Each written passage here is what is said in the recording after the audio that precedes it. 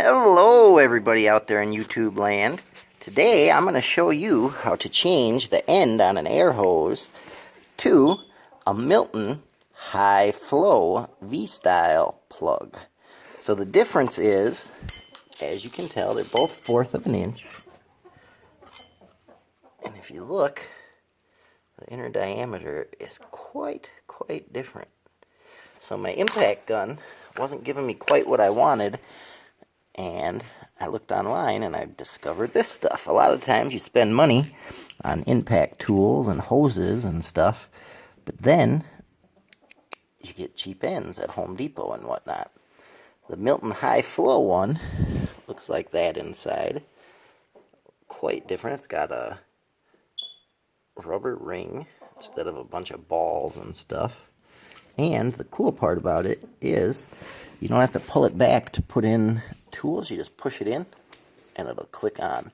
They are backwards. The Milton ends are backwards compatible with old HF style ones that aren't high flow, so that's nice.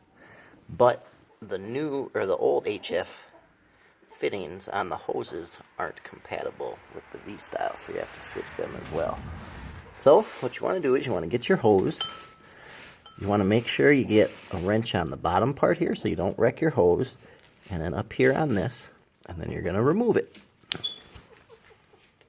So I'm going to get that done and I'll be right back. Alright, I'm back. So I got it removed.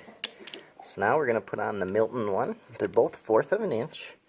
What you're wanting to do is clean up these threads. You're going to want to use some Teflon tape. Make sure you wrap it in the way that it's going to screw on, so that when you go to screw it on, it doesn't get all bound up. So I'm going to do that, and then I'll be right back. Alright, so we have it on. So that is how you replace the end on an air compressor hose with a Milton V-style high flow coupler. So the nice part is you don't have to pull them back.